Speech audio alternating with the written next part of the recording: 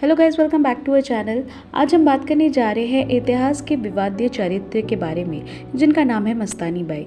उस ज़माने में उनकी खूबसूरती, युद्ध कौशल और बुद्धिमत्ता के लिए बहुत लोग उनकी प्रशंसा किया करते थे, लेकिन साथ ही साथ उनके धर्म और पेशवा बाजीराव के साथ वैवाहिक संबंध को लेकर बहुत लोगों ने प्रश्न उठाए भी थे।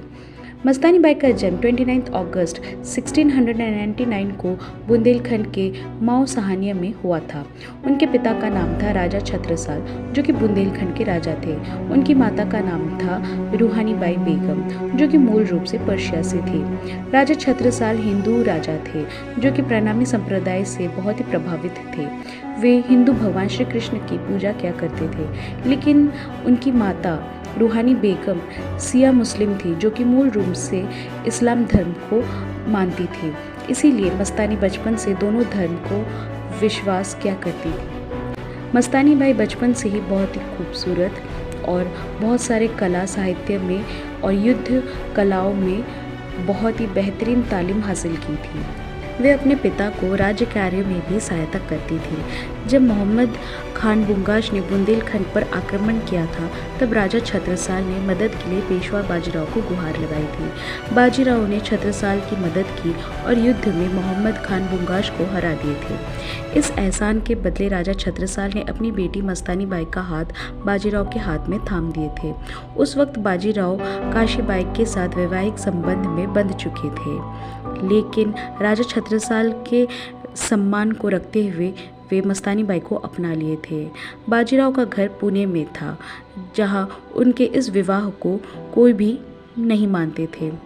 बाजीराव एक ब्राह्मण परिवार से थे, जहां सिर्फ एक ही विवाह को माना जाता था। इसीलिए उनके दूसरे शादी को मानने के लिए कोई भी उनके परिवार से राजी नहीं था।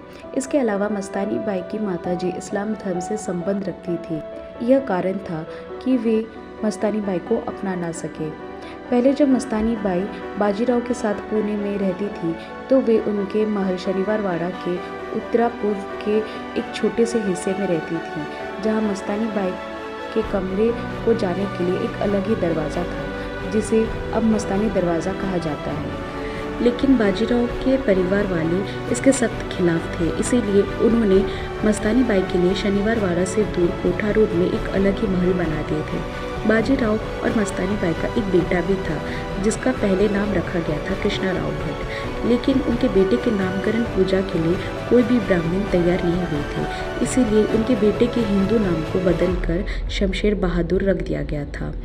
मस्तानी बाई को बाजीराव के साथ विवाह करने की वजह से समाज से बहुत सारे अपमान, क्रोध और अत्याचार का सामना करना पड़ता था।